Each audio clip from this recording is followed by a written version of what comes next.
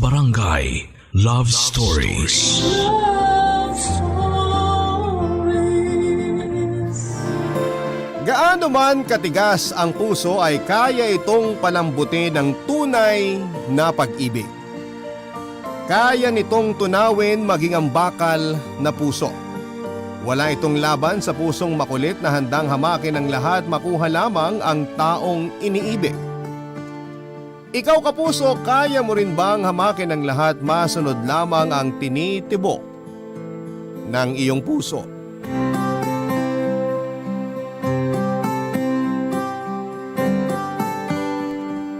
Dear Papa Dudut, sa panahon ngayon ay uso na ang manliligaw na babae.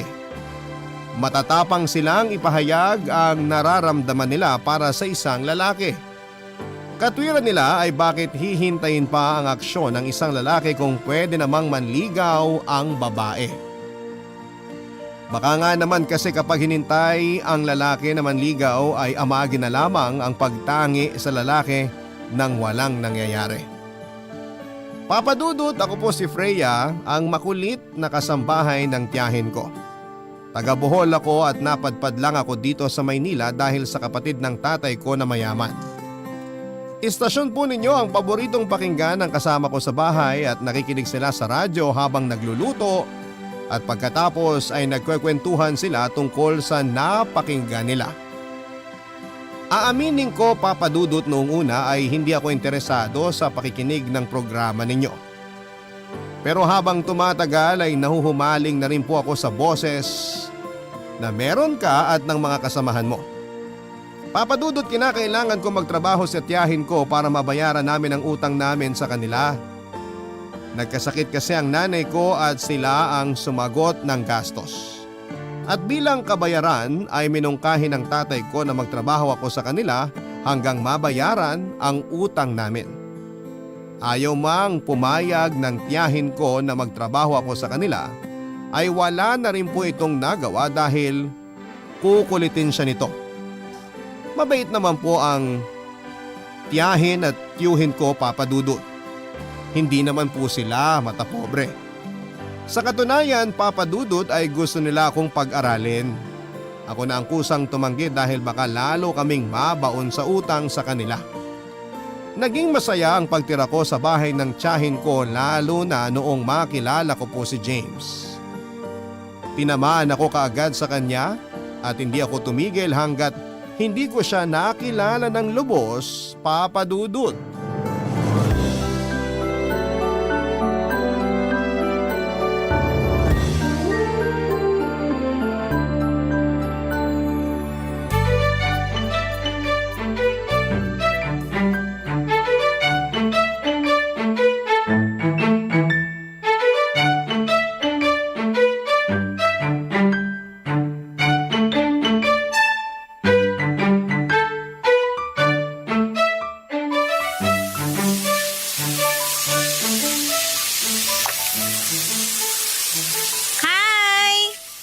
May kailangan ka?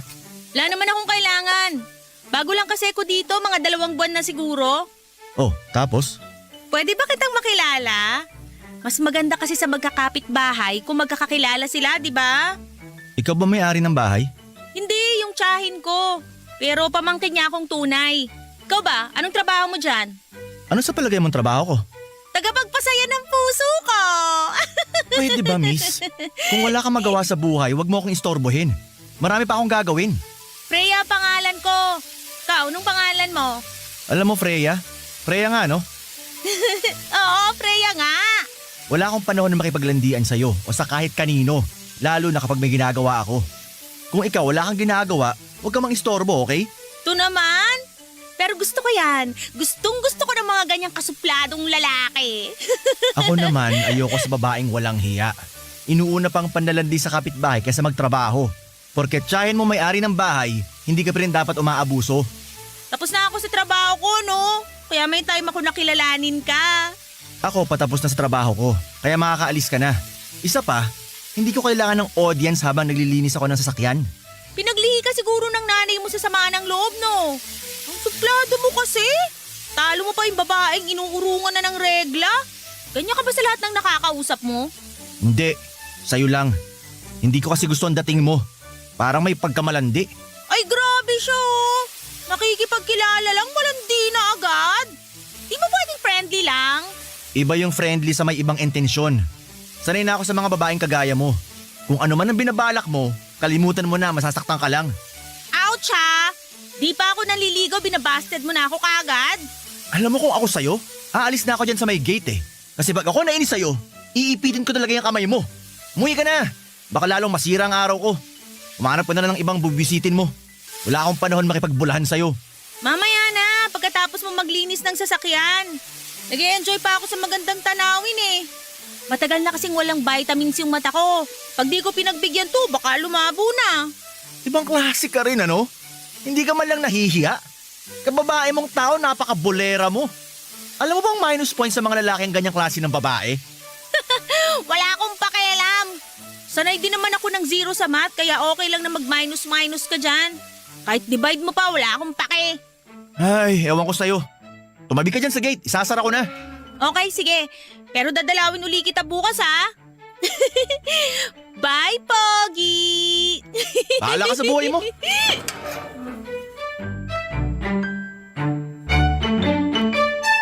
Papadudot, kinulit ko ng kinulit si James kahit paulit-ulit niya akong sinesupladuhan. Tinatawanan lamang ako ng mga kasamahan ko at baka daw sa ugali ni James ay hindi man lang ako maka-first base. Na-challenge ako Papadudot, hindi ako papayag na hindi magiging kami ni James. Maghahalo kasi ang balad sa tinalupan kapag nagkataon. Papadudot, likas ang pagiging makulit ko. Kahit sa probinsya namin ay marami akong kaibigan dahil sa kakulitan ko. Pero ngayon ko lamang ginawa ang manligaw ng lalaki. 5 kaming magkakapatid at sa aming 5 ako lamang ang pinakamakulit sa lahat. Siguro iyon na din ang dahilan kung bakit ako ang ipinatapon ng tatay ko dito sa Maynila. Hindi lang siguro maamin ni Papa na naiingayan siya sa akin. 3 kaming babae at 2 sa kanila ay may asawa na. Ang 2 naman na lalaki ay wala pa at siyang katulong ni Papa sa bukid. Papadudot, pangarap ko na makapagtapos ng pag-aaral pero dahil nagkasakit si Mama ay hindi ko po naituloy ang pag-aaral ko sa kolehiyo. Nabaong kami sa utang. Kaya pati kapatid ko ay halos matigil din sa pag-aaral. Noong umalis ako sa amin ay pinangako ko sa sarili ko na pagtatapusin ko ang mga kapatid ko sa pag-aaral. Hindi ako magbo-boyfriend hanggat hindi sila nakakatapos. Pero noong nakilala ko po si James ay parang biglang mababali ang pangako ko sa sarili ko. Tinamaan kasi ng pana ni Cupido ang lintik na puso ko.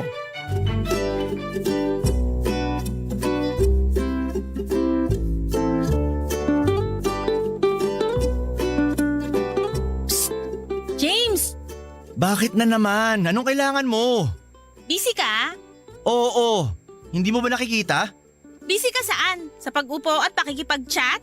Ano bang pakialam mo kung nakikipag-chat ako? Wala. Wala naman pala eh. Kung balak mong mambuisit, wag ngayon ha. Baka mamaya makita ko ng amo ko, akala naglalakwatsa ako sa trabaho. Ito naman, napakasuplado. Usap naman tayo. Wala ka bang gagawin? Ang aga-aga nang buburaot ka. Hindi ka pa nga ata nakaka-toothbrush, nandito ka na. O hindi nakatoothbrush na ako. Kung gusto mo, ikis mo pa ako eh. Pwede ba? Mangilabot ka nga. Kababaeng tao nito. Umuwi ka na. Baka hinahanap ka na ng amo mo, pati ako madami sa kalokohan mo. Pengin muna ng number mo. Hindi na oy. Baka mamaya lalo ko mawala ng katahimikan. Pag pati number ko binigay ko sa'yo. Umuwi ka na. Doon ka man buraot sa inyo. Ayos parang pusa lang na tinataboy. Sige na, pengin ang number mo. Ang kulit Ayoko nga, umuwi ka na. Alam mo, kakaganyan mo. Pag ako nag-migrate sa US, mamimiss mo ko. Talaga? Magmamigrate ka sa US? Ang galing Pakibilisan ang pagproseso ng papel mo para mapabilis ang alis mo dito. Talaga bang di mo ako gusto? Kasi ako, gustong gusto kita, promise. Usap naman tayo, sige na. Promise, pag natuloy ako papunta sa US, papadalang kita ng corned beef tsaka chocolate. May dedication pa.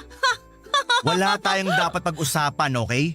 Hindi rin ako mahilig sa corned beef at chocolate. Mananakit lang ang ipin ko dyan. Isa pa, mamaya makarating sa nililigawan ko na may iba akong kinakausap. Mabulilyaso pa ako. Alis na! Baka mamaya mapagalitan ka rin ng tiyahin mo. Ayoko madamay sa gulo ng kahit sino. Hindi ako papagalitan ng tsahin ko kasi sabi niya sa amin, kapag tapos na kami sa gawain, pwede na kaming magpahinga. Mabait yung tsahin ko kaya walang problema. Mahaba ang time natin para magkwentuhan.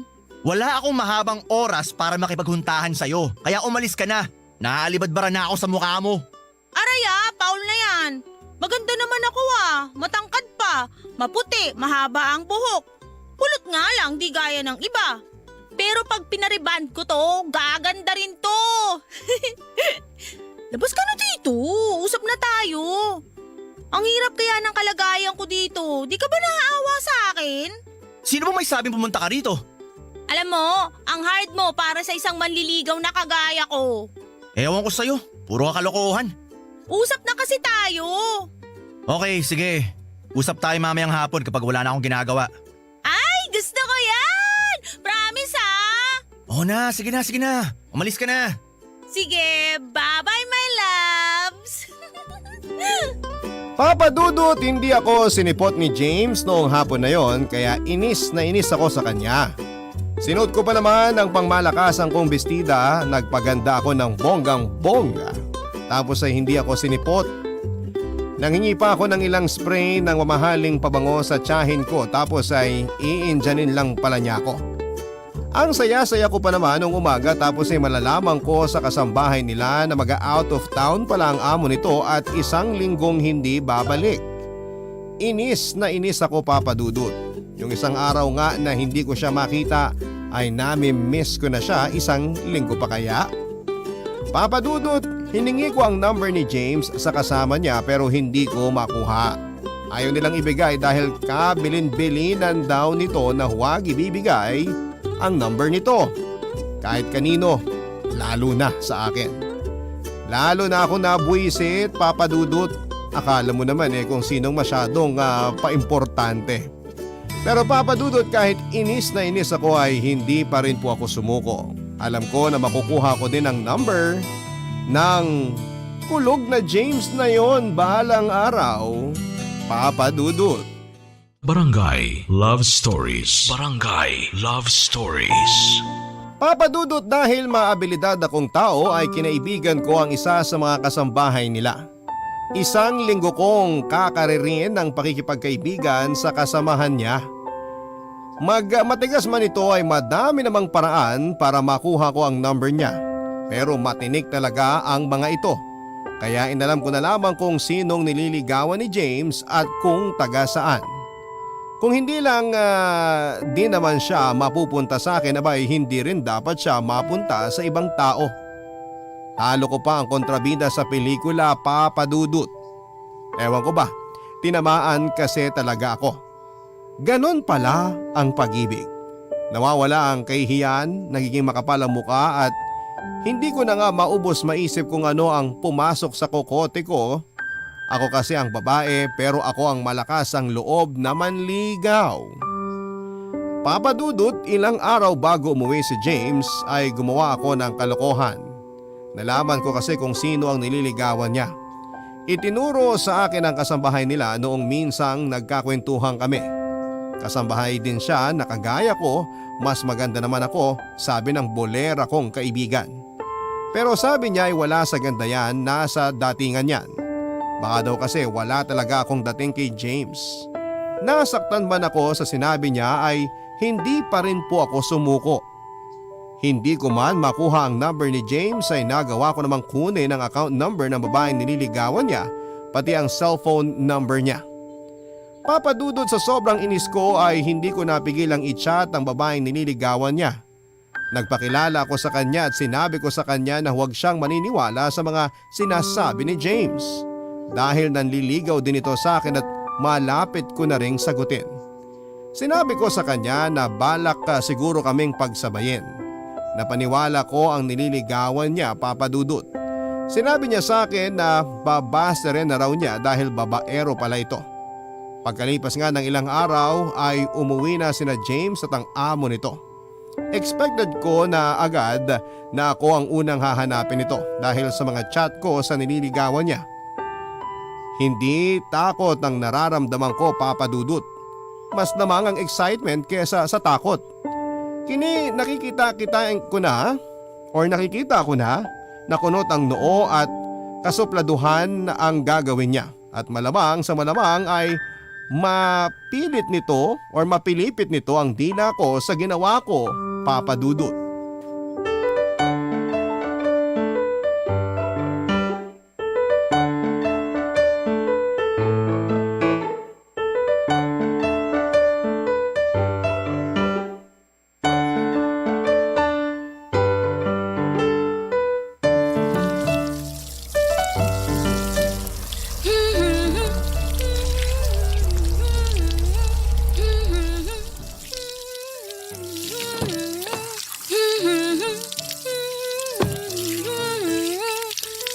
Freya! Ay, kabayo! Ano ba? Bakit ka ba nanggugulat? Pwede ba huwag kang umarte na nagulat? Alam ko naman na kanina ka papatanaw-tanaw sa kabila. Mag-usap tayo. Wow, ang sweet mo naman. Miss na miss mo na kaagad ako. Pagpalit ka kaya muna ng damit, my loves. Anong pinagkakakalat mo na nililigawan kita? Ay, wala akong sinasabing ganyan Sino naman nagsabi sa'yo? Eto, basahin mo. In-screenshot ko na para hindi ka makatanggi. Hindi ako yan. Nahack kasi yung account ko kanina lang. Saktong-sakto pagdating mo, nahack siya. Pwede ba? Seryoso ako. Hindi ka nakakatawa. Naku, delikado yan Tumawag na tayo ng ambulansya. Bilis! Seryoso ka na pala? Baka hindi pa ako nakakakiss, mabiyuda na agad ako. Tigilan mo na ako, pwede ba? Hindi ko na alam kung anong gagawin ko sa'yo. Ano bang pumasok sa kokote mo? Ba't sinabi mo sa kanya nililigawan kita? Hindi mo ba naiintindihan ang sinasabi ko sa'yo? May iba akong gusto. Alam mo ikaw, ang laki ng problemang binigay mo sa akin. Paano ngayon to? Aba, malay ko sa'yo. Wala akong alam dyan. Wala kang alam? Sino tong kachat nung nililigawan ko? Kamukha mo lang. Ikaw na ikaw to Account mo to. May ebidensya na tumatanggi ka pa. Ano ba talaga gusto mong mangyari, ha? May gusto akong mangyari. Kaya lang ayaw mo. Freya, walang nakakatawa. Kung gusto mo na magulong buhay, baka naman pwedeng wag mo na akong idamay. Nakakainis ka kasi. Niloko mo ako. Pinaasa mo ako. Anong niloko? Anong pinaasa? Kailan ko ginawa yun? Nung bago ka umalis, sabi mo sa akin mag-uusap tayo. Pero nung ginawa mo, iniindyan mo ako. Alam mo ba kung gaano kasakit yun sa akin, ha?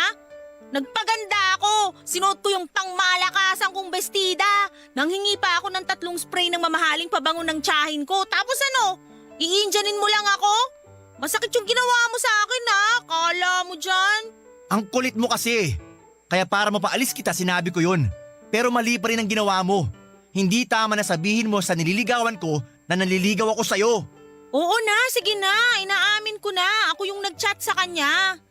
Anong gagawin ko? Mahal talaga kita Tsaka ayaw ko na may iba kang nililigawan. Gusto ko akin ka lang. Nahihibang ka na ba? Freya, hindi kita gusto. Meron akong mahal na iba. Okay na sana kami Pero dahil sa ginawa mo, binasted niya ako. Di mabuti. Paano naging mabuti? Kung sa'yo ko kaya gawin yun, ang siraan kita sa taong mahal mo. Ha? Sisiraan mo ako sa sarili mo? Parang malabo yata yun. Ikaw mahal ko, di ba? Ano ka ba? Lalo mo lang pinagugulo ang sitwasyon Bakit kasi di na lang ako mahalin mo? Maganda din naman ako Lamang pa nga ako ng 2 paligo dun sa nililigawan mo Pustiso ngipin nun sa harap. Sabi nila, malansa raw laway ng mga nakapustiso pag hinahalikan. Di mo ba nakita? Ako, buong-buo ipin ko, walang tartar at walang bulok na bagang. Alaga sa dahon ng bayabas. Ako na lang kasi mahalin mo Sumeryoso ka nga. Kausapin mo siya. I-chat mo uli siya, bawiin mo yung sinabi mo sa kanya. Ayoko! Ang nasabi, walang bawian. Babalikan kita mamaya. Magbibihis lang ako. Tatawagan natin siya, sasabihin mo sa kanya ang totoo. Ewan ko sa'yo. Bahala ka sa buhay mo. Papa Dudut, nasaktan ako sa sinabi sa akin ni James. Pero hindi ako masyadong nagpahalata. Idinaan ko sa biro pero talab na talab ang sinabi niya sa akin. Alam ko naman kung gaano ako kakulit. Pero anong magagawa ko, mahal ko talaga siya, Papa Dudut. Hindi ko po sinunod ang sinabi sa akin ni James na i-chat ang nililigawan niya. Kung gagawin ko kasi yon, edi lalo akong nawala ng pag-asang maging kami ni James, Papa Dudut. Wala siyang nagawa, binased na rin siya ng nililigawan niya dahil sa ginawa ko. At ang balita ko ay may boyfriend na rin po ito kaya lalong nawala ng pag-asa itong si James. Papa Dudut, kahit galit na galit sa akin si James ay hindi ko pa rin siya tinigilan. Alam kong hindi gusto ng mga lalaki na babae ang nanliligaw sa kanila pero uso na naman sa panahon ngayon na babae na ang nanliligaw. Pasasaan ba at magiging akin din siya, Papa Dudut?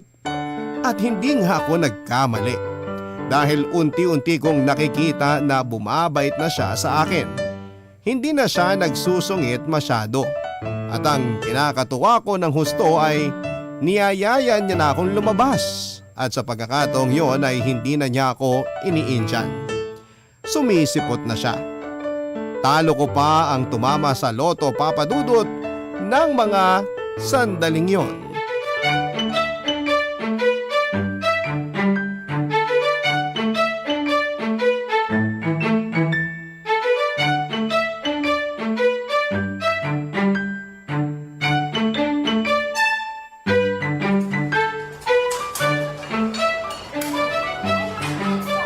Hi!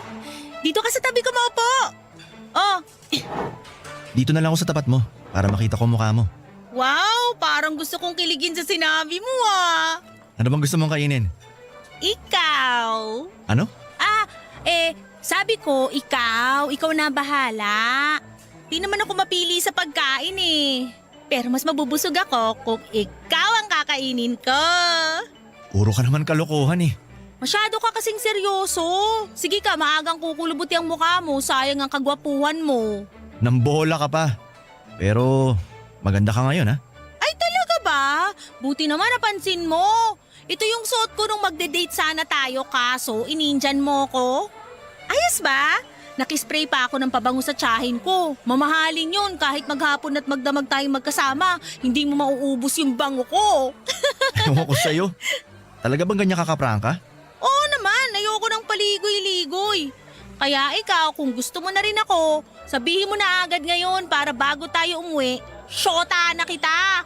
Ang bilis ha? May lakad ka ba? Nagmamadali? Pwede bang magpakipot muna? Sus! Anong pakipakipot pa? Pag mahal mo, mahal mo! Hindi na uso yung matagalang panliligaw. Magastos yun eh. Paano yan kung hindi kita agad sagutin? Isa pa, gusto muna kitang kilalanin. May hirap na. Baka mamaya anak ka pala namang kukulam. O baka may lahi kang aswang. Gawin mo pa akong pulutan. Ako, lahi naman kukulam mo, aswang. Tung ganda kong to? Wawa! Alam mo, kahit saan ka pumunta, may aswang. Hoy, sa amin walang aswang ha? Sus! May aswang kahit saan. Aswang na biyanan. Aswang na inaaswang ang asawa ng may asawa. Ibang aswang naman yun eh. Nakakatawa ka kasing tanda-tanda mo na naniniwala ka pa sa aswang. Mabait ako. Pangatlo ko sa aming magkakapatid. Kaya ako napadpad dito sa Maynila kasi nagkautang kami dun sa tiyahin ko. Alam mo naman ang matatanda sa probinsya may dignidad. Kaya bilang kapalit ng malaking utang ni Papa, pinadala ako sa tiyahin ko para magtrabaho. Makabawas man lang daw sa utang namin. Ah talaga? Di wala kang sahod sa tiyahin mo kung pinambayad ka lang sa utang. Naku, hindi ah. Mabait ang tiyahin ko, kapatid siya ng Papa ko. Ayaw nga niyang pumayag na bayaran namin yung utang namin eh. Kasi malaki daw ang utang na loob nila kay Papa nung panahon na walang-wala rin sila. At hindi daw sila makakatapos sa pag-aaral kundi dahil sa sakripisyo ni Papa. Pero dahil nga rin siguro sawa na sa kakulitan ko si Papa, pinadala ako dito. Alam mo bang gusto rin akong pag-aralin ng tiyahin ko, kaya lang umayaw ako. Baka kasi lalong lumaki yung utang na loob namin sa kanya. Hindi naman siya nanunumbat at naniningil pero nakakahiya pa rin eh. Sinusweldohan pa nga niya ako eh. Kaya nakakapagpadala pa rin ako sa mga kapatid ko kahit papano. Ayaw ni Papa na tanggapin ko pero pinipilit ng tiyahin ko dahil pinaghirapan ko naman daw yon. Kawawa din kasi yung mga kapatid ko kung tatanda na sila sa bukid. Saka ko nalang iisipin pag-aaral ko. Pagtatapusin ko muna mga kapatid ko. Mabait ka palang anak. Hindi naman. Ganun siguro talaga kapag lumaki kang mahirap. Hindi lang sarili mong iisipin mong iangat. Isasama mo rin yung pamilya mo para pare-parehas kayong umayos ang buhay. Nakakabilib ka rin naman pala eh. Kahit nakangkarot ka, masarap kang kausap. Akala ko puro ingay lang ang alam mo eh. Paano ngayon yan? Napabilib na kita. Eh di sasagutin mo na ako? Baliw! Ano na nga? Tayo na ba? Boyfriend na ba kita? Ano? Payag ka na ba? Sagutin mo na kasi ko. Sige na nga, ang kulit mo. Yun naman eh! Guys, makinig kayo! Sinagot na ako ng lalaking to! Boyfriend ko na siya! Ang saya, di ba? Hoy, ano ba? Huwag ka maingay, nakakahiya. Hindi dapat kinakahiya ang kagaya mo. I love you! I love you too. Papa Dudut, naging boyfriend ko po si James. Naging maayos ang samahan naming dalawa, mabait siya at maasikasong boyfriend. Ipinaalam ko sa tiyahin ko ang tungkol sa amin ni James. Noong una ay nag-aalangan siya. Inalam pa nito sa amo ni James kung taga saan ito at kung mabuti ba itong tao. Nag-worry kasi ang tiyahin ko na baka lokohin lamang ako ni James. Papa Dudut, kahit na mayaman ang tiyahin ko, ay hindi siya kagaya ng ibang kamag-anak. Kahit kasambahay lamang na pamangkin ang ipinunta ko doon, ay hindi pinaramdam sa akin ng tiyahin ko at mga pinsan na iba ako. At kung sila ang masusunod ay pag-aaralin nila ako. Ako lamang talaga ang umaayaw. Tumagal po ng 5 buwan ang relasyon namin ni James sa Papa Dudut at sa 5 buwan na yon ay wala akong naramdaman na lungkot. Palagi kaming masaya. Mahal na mahal ko si James, Papa Dudut at handa akong gawin ang lahat para sa kanya. Pero nalaman ko na niloloko lang pala niya ako. Ginantihan niya lang pala ako dahil sa ginawa ko sa kanya at sa nililigawan niya. Akala ko'y mahal na niya ako pero hindi pala. Pagpapanggap lang pala ang lahat ng yon. Papa Dudut. Barangay Love Stories. Barangay Love Stories. At hindi ko alam kung ano ang mararamdaman ko noong marinig ko silang nag-uusap ng kasamahan niya. Inaasar kasi siya nito at dinig na dinig ko ang sinabi niya. Hindi daw niya ako mahal. Sinasakyan lang daw niya ako para makagante sa ginawa ko sa kanya. Hindi daw ako ang babaeng tipo niya, Papa Dudut. Palengkera daw ako at hindi marunong mahiya. Malayong malayo daw ako sa ugali ng babaeng tipo niya. Gusto ko sana siyang sampalin o kaya naman ay murahin noong mga panahong yon. Pero mas pinili ko na lamang ang manahimik. Sobrang sakit ng ginawa niya, Papa Dudut. Akala ko ay mahal talaga niya ako. Akala ko ay okay na kami. Pero pagpapanggap lamang pala ang lahat.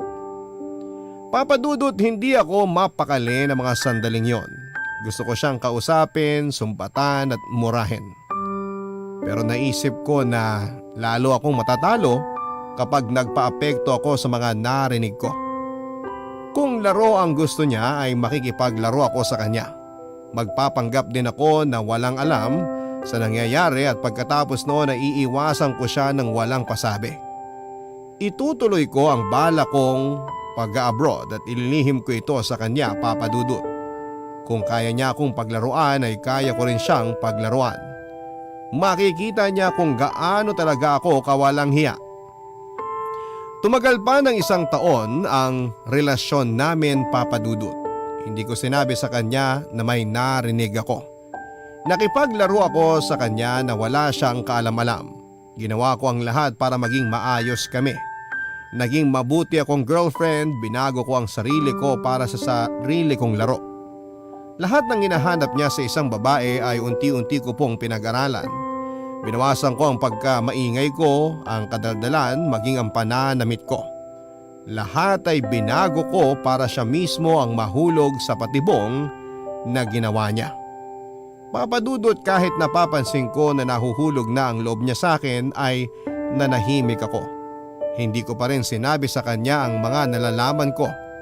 Sasabihin ko lang yon sa tamang panahon, Papa Dudut.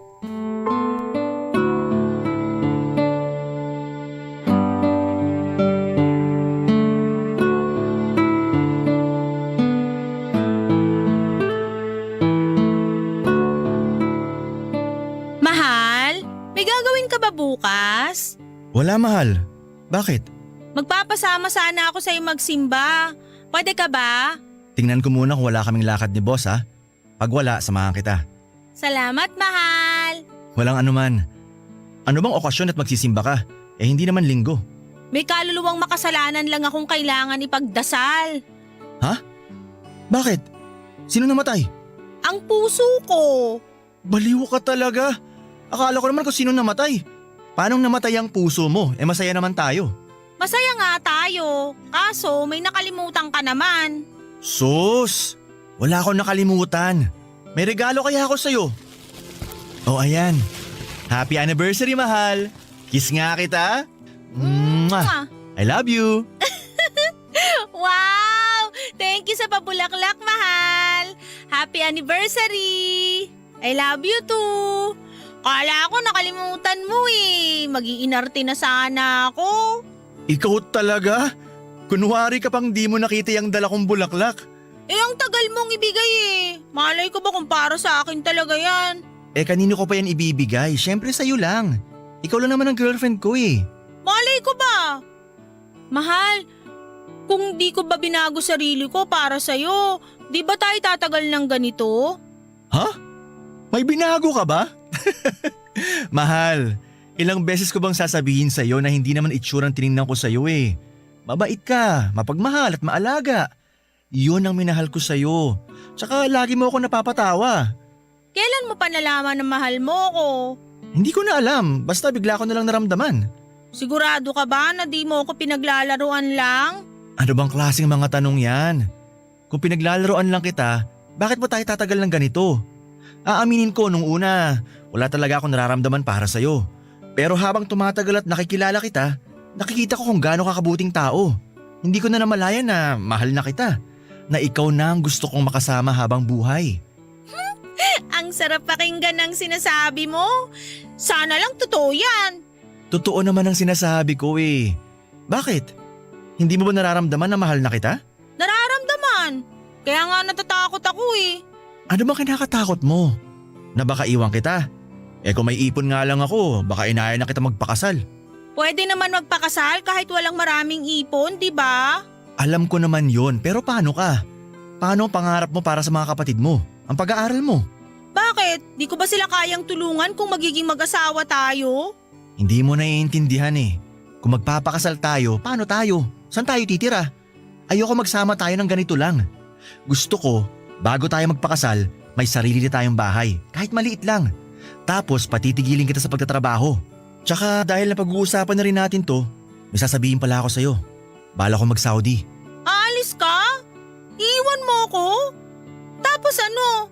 Sasabihin mo sa akin na hiwalay na tayo dahil may iba ka na? Pwede ba? Huwag ka nga mag-isip ng ganyan. Matagal ko ng planong umalis. Nag-iipon lang din ako ng pang-placement fee. Alam ng amo ko yon. Tutulungan nga niya ako eh. Yun naman pala eh. Bakit hindi muna tayo magpakasal bago ka umalis? Hindi pwede. Mahirap ang gano'n na walang kasiguruhan ng pag-alis ko. Magtiwala ka lang sa akin. Para sa atin ang gagawin ko. Para sa atin o para sa'yo lang? Baka para makaibos ka sa akin. Halika nga rito. Payakap nga. Para sa future natin ang gagawin ko. Hinding-hindi kita iiwan. Promise. I love you. Kiss ko nga yung mahal ko. Mwah! I love you! Papadudot litong-lito ako ng mga sandaling yon. Gusto kong maniwala na mahal talaga niya ako. Pero sa tuwing naaalala ko ang mga naririnig ko noon, ay para ko nanlalamig. Hindi ko alam kung kailan siya nagsasabi ng totoo o kailan siya nagsisinungaling. Masakit po sa akin na malaman na aalis siya at may bahagi sa isipan ko na sinasabing paraan lang niya yon para makatakas sa akin. Papadudot mahal na mahal ko siya pero nagdududa ako sa ipinapakita niya. Nahihirapan ako sa sitwasyon kaya naman nag-decide akong umalis at umuwi sa amin sa probinsya. Hindi ako nagpaalam kay James. Kinausap ko na lamang si Tia na uuwi muna ako at magbabakasyon. Sa ginawa kong pag-alis ay alam ko na masasaktan si James. Kung totoong mahal niya nga ako pero sapat na rin siguro ang ginawa ko para ma-realize niya na kahit patay na patay ako sa kanya ay wala siyang karapatang paglaruan ako. Amanos na kami, Papa Dudut. Papa Dudut, nagpalit ako ng number at masakit din sa akin ang ginawa ko dahil mahal ko po si James. Pero mas gugustuhin ko na ang lumayo kesa maniwala ako sa isang pagmamahal na walang kasiguraduhan. Pinilit kong ayusin ang buhay ko. Nagkaroon ako ng pagkakataong makapag-DH sa Hong Kong at mabait ang naging amo ko dito. 2 taon ang naging kontrata ko. Umuwi ako ng Pilipinas at pinag-iisipan ko pa kung babalik ako doon. Hindi ko kaya ang lungkot, Papa Dudut. Totoo pala ang homesick. Akala ko joke lang. Papa Dudut, nag-decide akong bumalik sa Maynila sa tiyahin ko. Doon ko po nalaman na natuloy sa Saudi si James. Totoo daw na nasaktan po ito nang iniwanan ko siya. Ilang buwan daw simula noong umalis ako ay umalis na rin po ito sa pinagtatrabahuhan niya. Nalungkot ako sa mga nalaman ko at aaminin ko na sa tagal naming hindi nagkita ay siya pa rin ang laman ng puso ko at ng isipan ko. Papa Dudut, iniisip ko na lamang na ganon talaga ang buhay. Kailangang masaktan at madapa para matuto. At kung talagang kami ang nakatadhana para sa isa't isa ay magiging kami. Hahayaan ko na lamang na tadhana ang gumawa ng paraan para madugtungan ang naudlot naming pagmamahalan.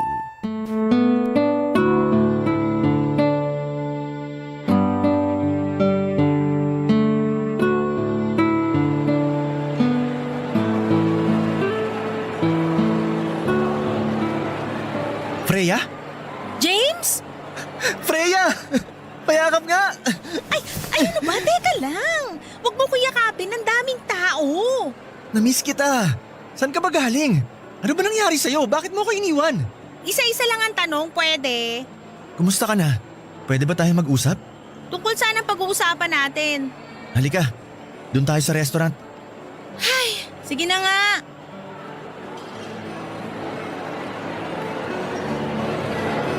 Hi sir, table for how many po? Para sa aming dalawa. Okay, this way po.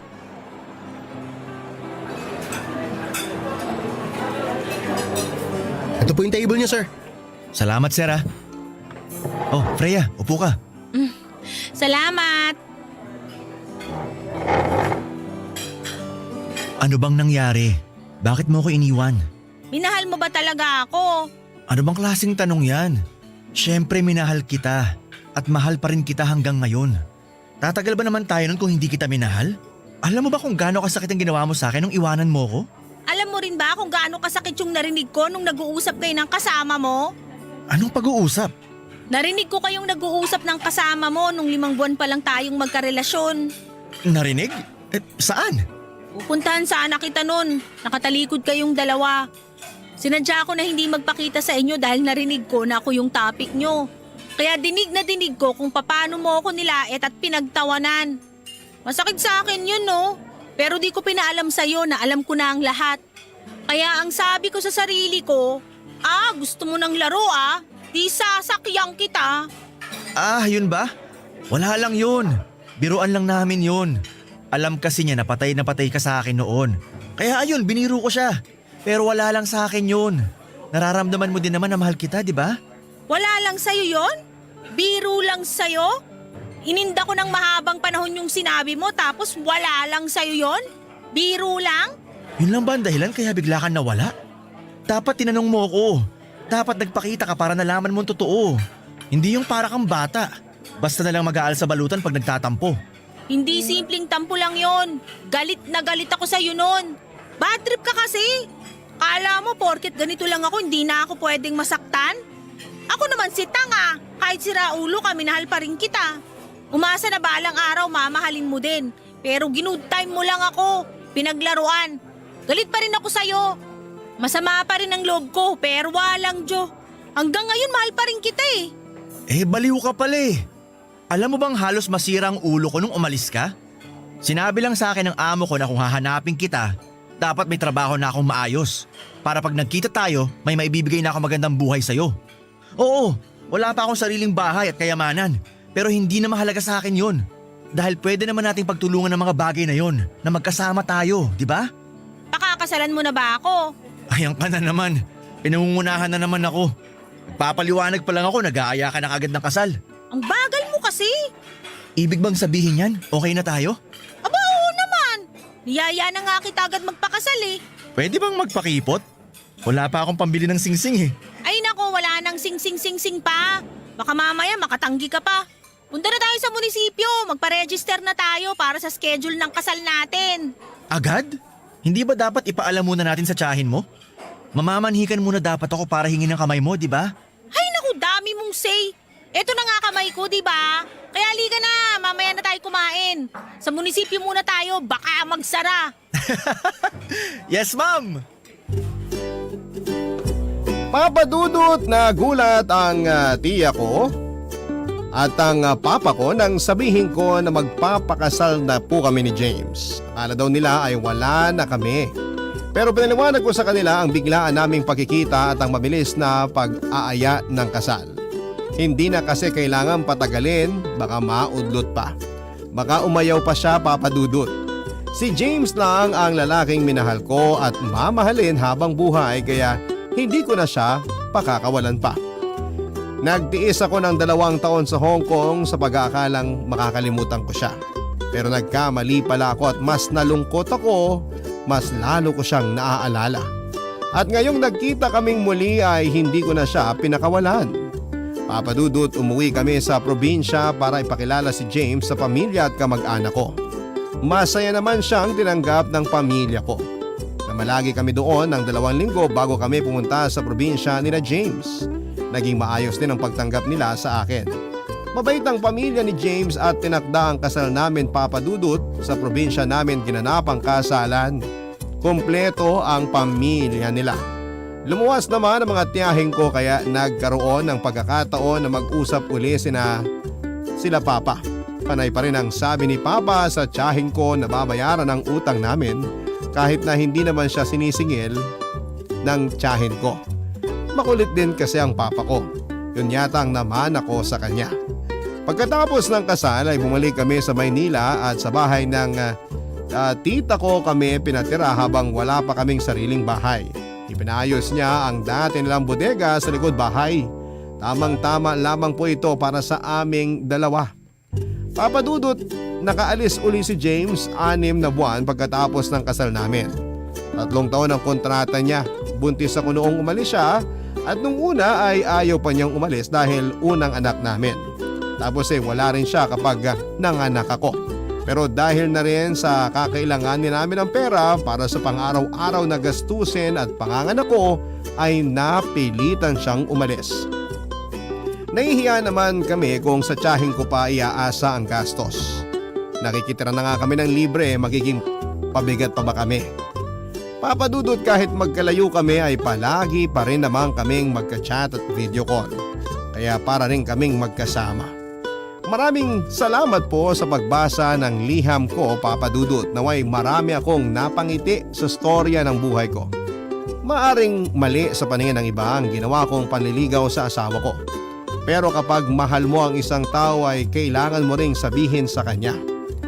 Naniniwala kasi ako na ang panliligaw ay hindi lamang para sa isang lalaki.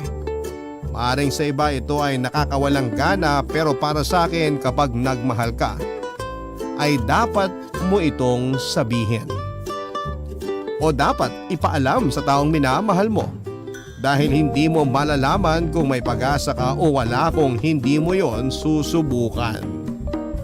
Ang inyong forever kapuso at kabarangay, Freya. Barangay Love Stories. Love Stories.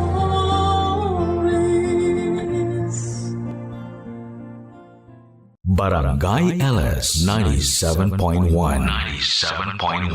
Number 1. Forever. Kabarangay, i-share mo ang iyong barangay love stories. Sabay-sabay nating pakinggan ang iyong kwento ng pag-ibig, buhay at pag-asa. Ipadala lang sa barangaylovestories@yahoo.com.